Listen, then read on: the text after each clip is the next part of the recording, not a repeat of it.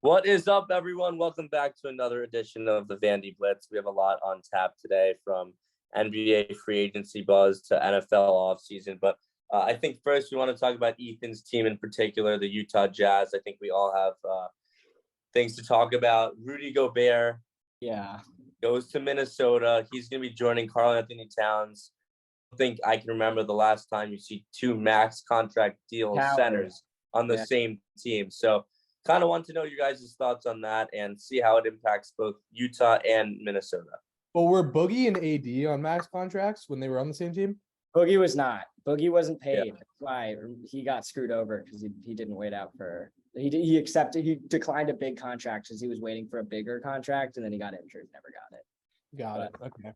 But yeah, I think the Jazz are absolutely going to fall apart in these next couple seasons, because I think a lot of people don't really understand how big of a deal Rudy Gobert was for our team and our defense. Like, it's funny to rag on him because he's shitty on offense, but this man's defense carried our team. Like, when he was off the court, we would get destroyed a lot of the times. I went to a lot of games, and every time he would go off, the other team would go on like a 13-4 run, and then he would come back in, and teams that we should be beating by 20, we'd beat by like 4.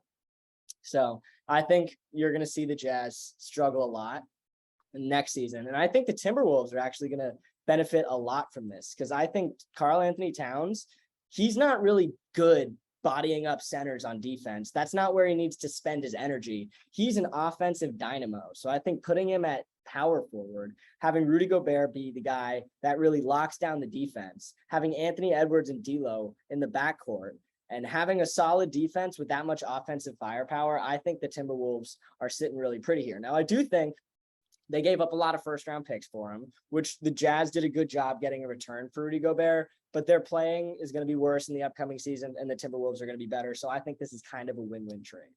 I honestly got to say, I think it definitely is, I think, a win-win. I think Timberwolves are in a win-now situation, and I don't know if this pushes them over the top, but I do think that Cat going to the 4 is going to be such a benefit for that team, because I saw this like interview with, and this is just kind of like off topic, I guess, but I saw this interview with Anthony Davis a while back where like they were like, "Oh, how tall are you? You're listed as like 6'11". He's like, "I like to say like 6'10", 6'9", because I don't want to be like I don't want to be like 7 foot, because I don't want to be a center."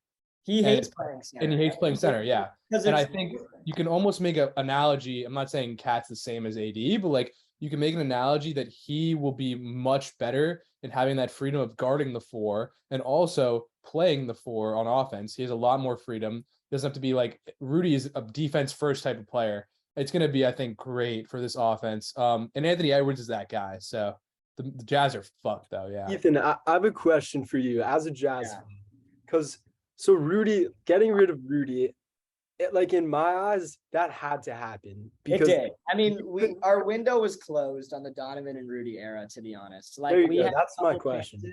And we just couldn't do it in the playoffs, where we lost the 3-1 lead to the Nuggets. We lost to the Clippers after they lost Kawhi. We had plenty of opportunities to move on and take advantage of this window that we're in, and we just fell short.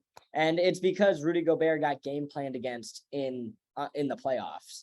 Every single time they would just spread all 5 wide, and then we wouldn't be able to guard them well enough. They would hit threes, and our offense would be stagnant because they would just basically not guard Rudy Gobert and play his zone, and it would fuck us up. So we kept falling apart in the playoffs. It had to end. And I don't think we're going to be like terrible. I think we'll be like a very average team, but it will be interesting to see how Donovan Mitchell plays and responds, because he's been accustomed to playing on a winning team with a good defense. If he's even still on the team. A good pick. Bro, did you see the demand that they had? 7 first-round picks. They're not trading. Yeah, but he could that could just be to like test out the waters. I think they want to trade him.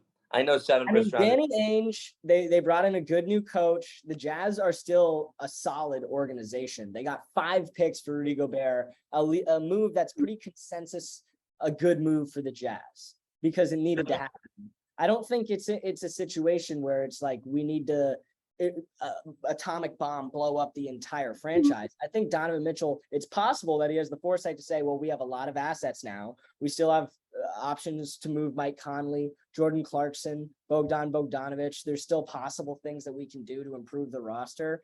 And this organization has never failed me before. I have years left on my contract. I'm young. I'm going to stick here a couple more seasons and see if we can figure it out. Especially because it felt like a lot of the reason that the Jazz were not playing up to their standard is because the relationship between Donovan Mitchell and Rudy Gobert wasn't as strong as it needed to be. So I don't know. I think it kind of needed to happen, and I don't think it's necessarily a foregone conclusion that Donovan's out the door either. What we're gonna learn does he want to win now though? Like, I mean, well, I don't know. He's not gonna win now. That's the thing, Joe. I talk think to Damian we're gonna Lillard. Like, find there's out. certain players that want to win, but they also don't automatically turn on the franchise and the organization that built around. Well, Damian Lillard is a very rare anomaly. Sure. But he's the extreme. I mean, I'm not saying that he's taking, but he's also not, Donovan wouldn't be taking as much of a flyer as Damian Lillard is signing with the Trailblazers because the Jazz are a better organization. So that's more of an extreme case, but it's also more one where it requires it to be an extreme case. So I think it's possible that Donovan Mitchell has the attitude, let me stick it out at least another year. You know? There's still possibilities that they can do with this roster. I just don't know what his priorities are, because if he wants to win a championship, then it just won't happen next season. No, you're definitely right. You're definitely right. We're gonna find out if Mitchell is a Bradley Beal, Damian Lillard type who's like willing to stick it out with the team, or if he's like a Kyrie Irving, and that's what we'll find out. But I think 6 years Kyrie Irving's not the best comparison.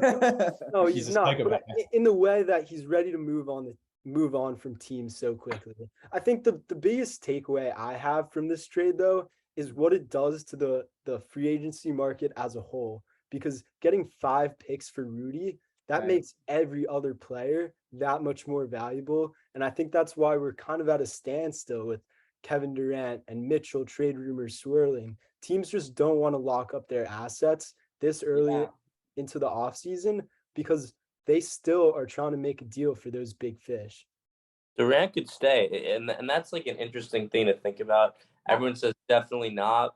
Like, if you think he's gonna stay, how do you not think Mitchell's gonna stay? Yeah, but Durant would have been traded already, in my opinion. Like, you think they're gonna wait that long to? But he directly requested a trade. Mitchell didn't request a trade. You can request a trade and still keep the guy on the team. Like, I think if Kyrie leaves, which I don't think how can you possibly repair that chemistry where James Harden wanted out, Kyrie basically sat out half the season. Kevin Durant directly requested a trade. It's kind of seeming like everybody's giving up on that. But it's just KD's team different. Like, if Kyrie and James Harden leave, it's a different situation. Like, it's a different team.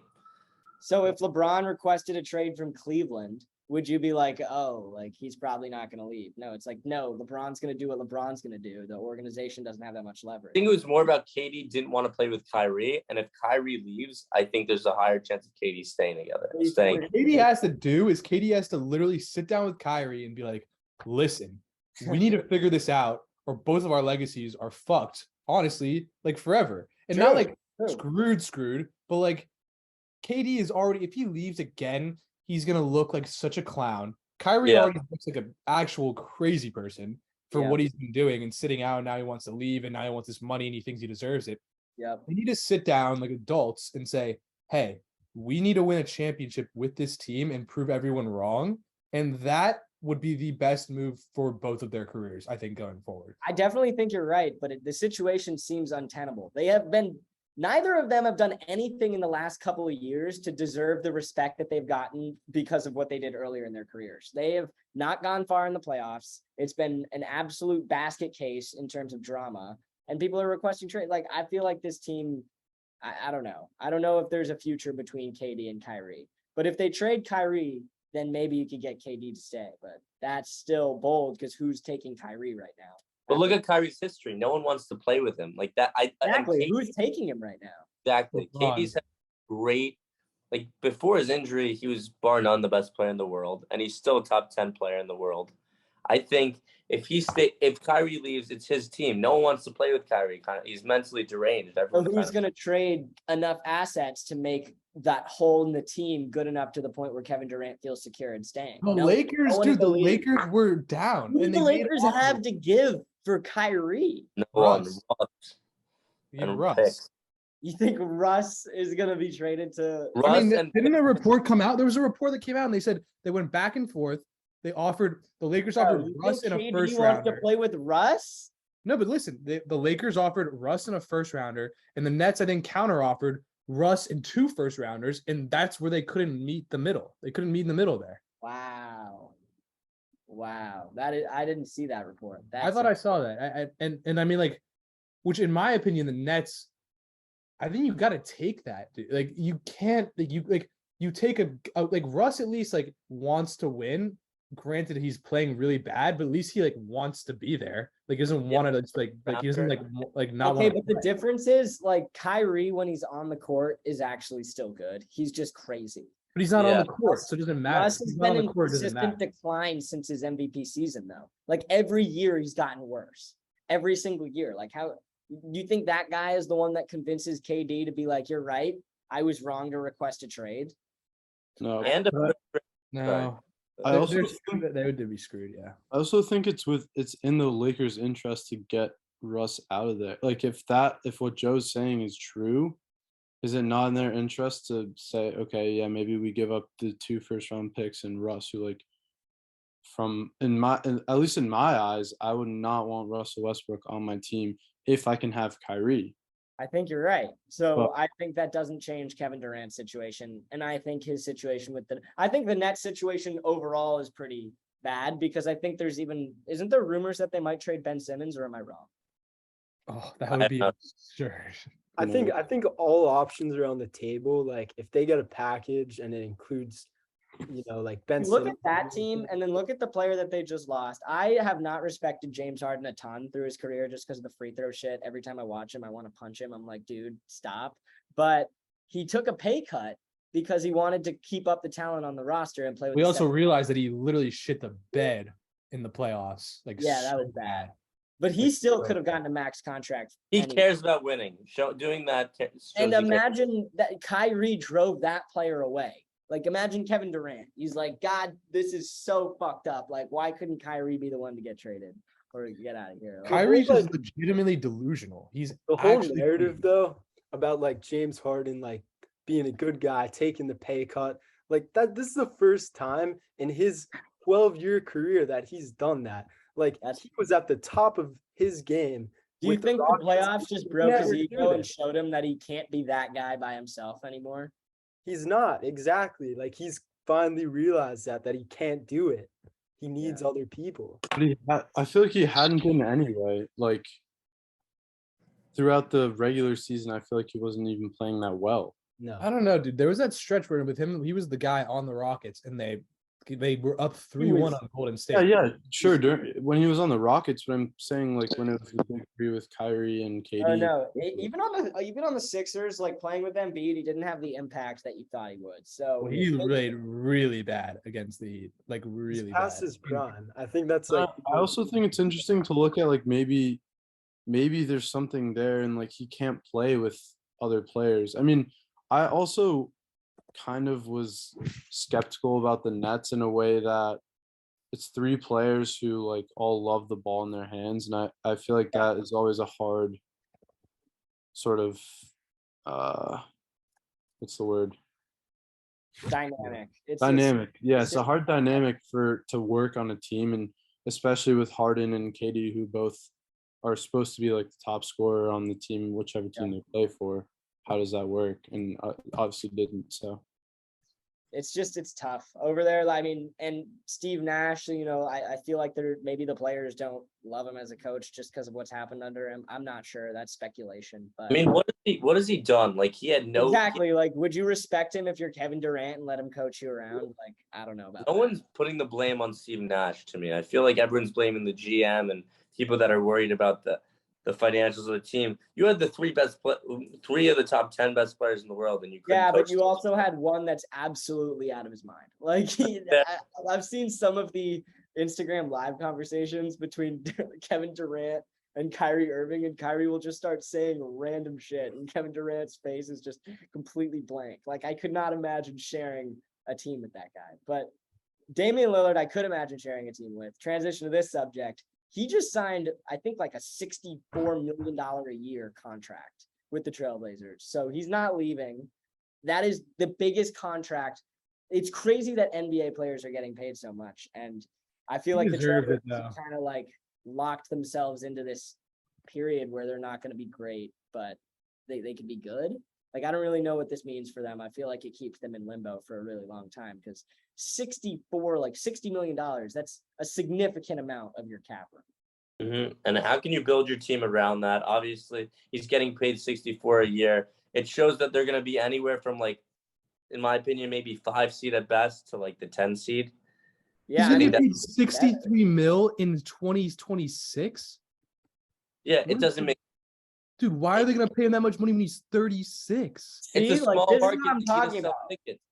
They need to sell tickets. They need a star. But this also speaks to the state of the league. No sense. Why don't you pay him the money when he's actually going to be better? No, because this I think speaks to an overall trend in the league where in order to have loyal players, you have to pay such an unreasonable amount. Like an unreasonable amount.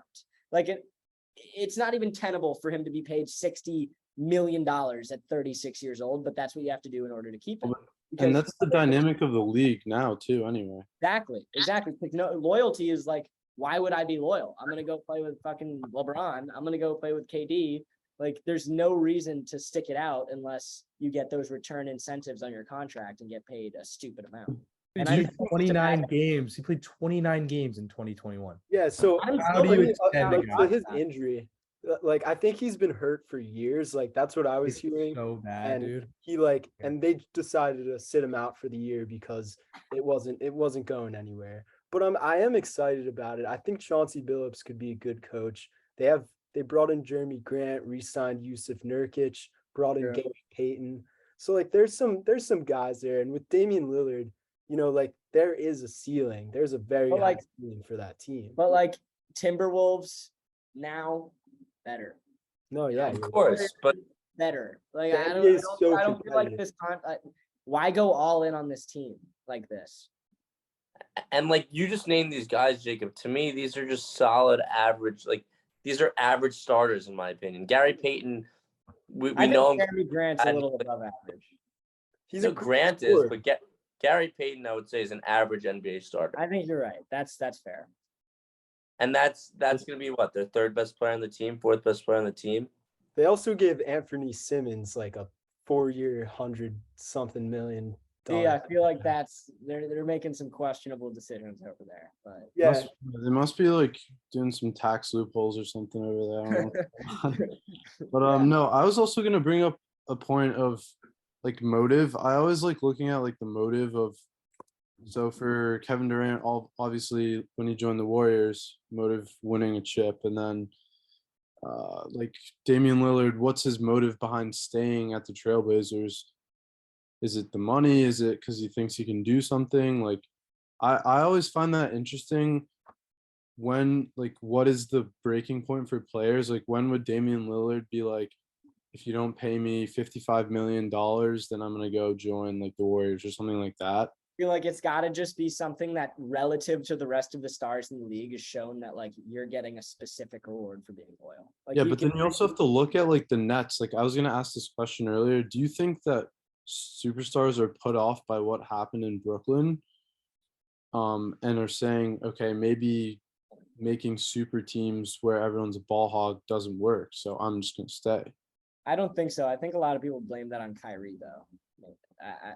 I feel like that's the general sense, but you could be right. Yeah,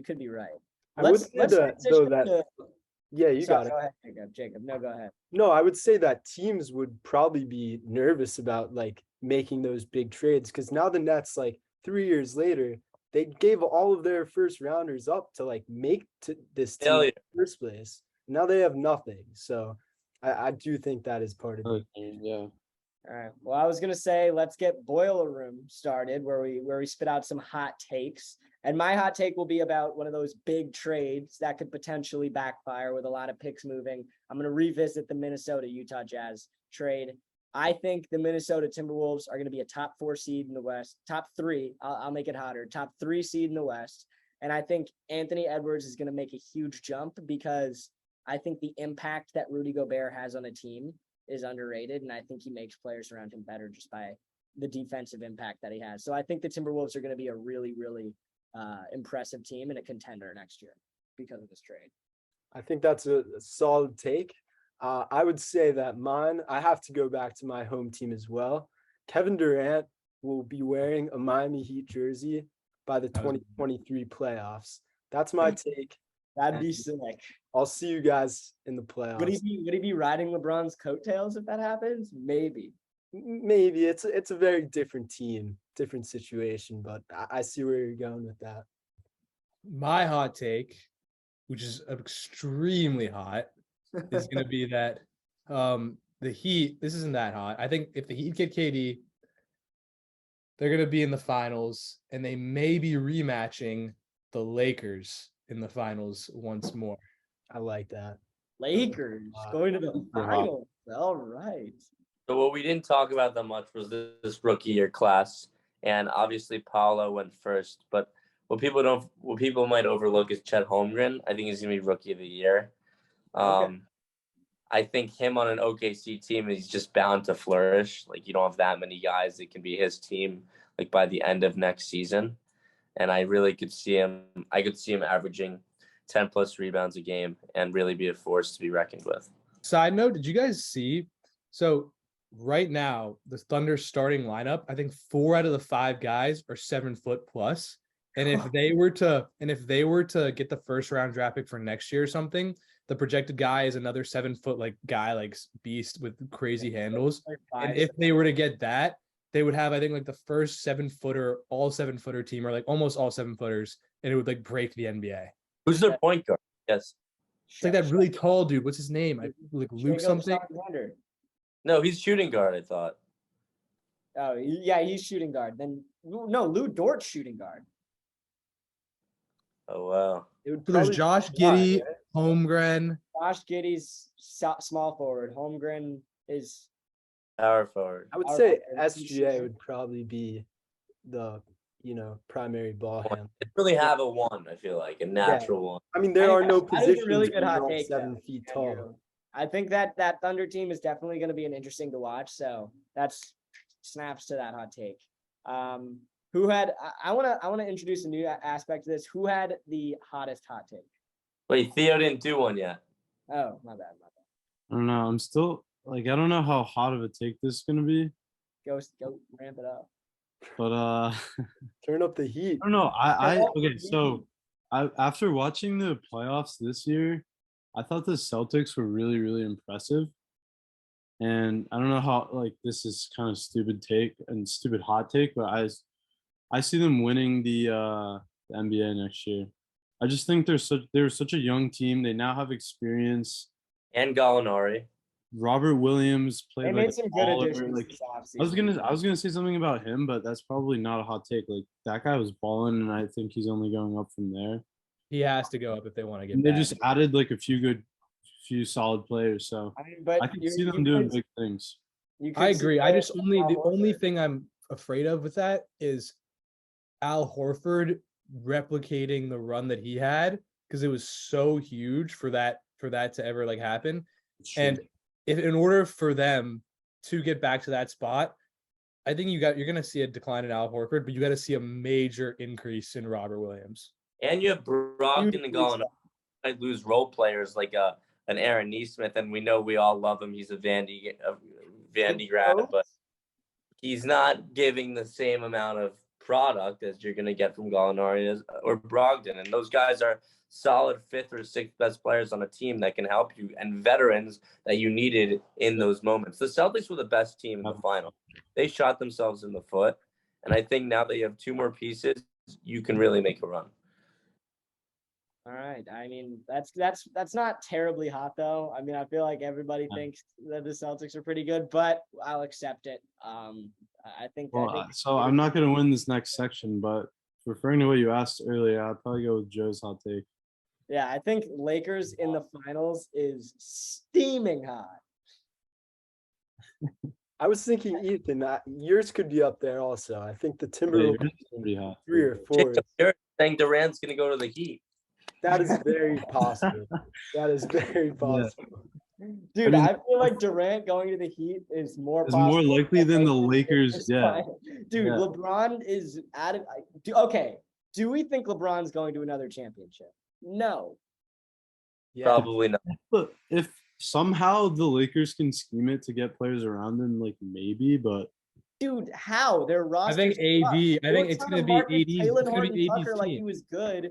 Taylor Horton Tucker is a role player in the G League. Like their roster is not good enough for him to go back to the finals. No, LeBron isn't washed though. Like he was still putting up like 29 points a game. Well, LeBron. That's the thing. It's LeBron crazy. is like that. And then, dude, I'm telling you, How long can it I last? think AD. It's gonna be AD being the guy. he's If like they're healthy, arguably they the best player of all time, Whacker. Like he's gonna keep going. No, but how long, dude? You can say that when he's 33. You can say it's gonna last. Bro, he's like all the rest of 37 now.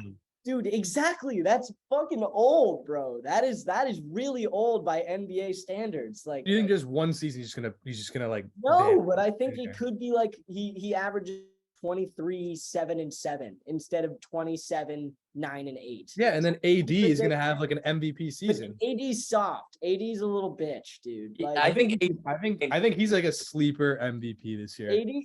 could What? be. No, all the like NBA players that are on the panels say AD has absolutely no grit. They don't respect AD. Yeah, because they're just shitting on him, and then he's gonna fucking ball. Dude, he's ass. Like he literally. And then I think Russ is gonna have a turnaround year, without and then getting an injury, bro. Russ is gonna have a turnaround year. LeBron may decline a little bit, but AD is gonna turn up, and then that's a problem. If think you're Russ- putting all of your chips in the AD basket, when that basket tears its fucking ankle, I'm not. I'm putting it also like, in you're Russ. fucking- I'm putting it also in Russ rebounding a little bit and not Russ being might not be fast. on the team in 3 months. Well, if he's not, then it's for Kyrie, and then I'm fine with that too. If they trade Russ for some like, okay, They won't I do don't that. know. I don't think Russ is gonna have that much of a rebound year though. Like, what is this guy gonna do? Return to MVP form? Next No, to he's just gonna LeBron? not. He's just gonna not play offense. Like he's just not gonna be an offensive threat. He's just gonna be a defensive threat. Hopefully, Dude, then how does that solve the problems on offense where now you he have won't be taking the LeBron shots. and Is what I'm AD saying. Like and he'll take Russ? less shots. That's what they Okay, should. he would still the only reason he would be useful on offense is because he would be in the paint. Where now you have AD and now you have LeBron. That's where they operate too. Taylor Horton Tucker. Their team still can't shoot. Like that was their biggest problem this last year is that they just could not shoot. Dude, if and- Russ could shoot, that'd be great. Exactly. All If agree. he there. develops the pill like that over this offseason, then There's no way that's happening. yeah. But I don't think so. You don't just like learn. I mean, like it'd be great if it happened for him. He could learn a jump shot. It'd be awesome. I agree. He's had plenty of time to work on his jump shot. It's not. Yeah. happening. I don't If he think doesn't have it now, he's never gonna have it. yeah. Well, maybe. I guess if here I'll put this here now. We'll put it in film. Joe, you don't even have to bet on this. If the Lakers make the finals, I'll give you $50. Like there's just no way that's gonna happen. I think I will also chip in. What would they're probably the 10th most likely team to win the finals. 10th? No, dude, they're like 20th. They're like No, they're not. They're not below average in the league. Come They're on, probably it's LeBron on the Los Angeles Lakers. There are plenty of people that are taking that bet. It's gonna be 10, probably. oh, Not shit. they might not be the 10th best chance, but it's kind of like Jacob said. People want to root for the Superman of the. Yep. No. Well, Joe, $50. If it happens, I'll eat my words. I mean, if it doesn't happen, then no one will remember this. That is true. It's a win-win. So there you go. All right. All right, Andrew, you want to take us out? Yeah. Sorry. Yeah. All right. We will next week talk more about football, more about basketball. But I think we have a lot to talk about. Garoppolo maybe wanting to get traded. Baker Mayfield going to Carolina. Yeah. Is Matt Rule on the hot seat down in Carolina if Mayfield doesn't have a good year? And then college football. SEC Media Day just happened. Big Ten expansion with UCLA and USC. So there's a lot going on in sports, and be ready because we'll have content coming out to you on a more consistent basis. What about Zach Wilson though? Yeah. True, Zach. No, we'll talk. Yeah, we'll get into that. We'll get into that. Yeah, no, That's a whole we're conversation. at the absolute dead spot of sports. There's only room for us to grow and to keep talking. So thanks Yeah. for listening, everybody. Please like, subscribe, and we'll see you guys next time.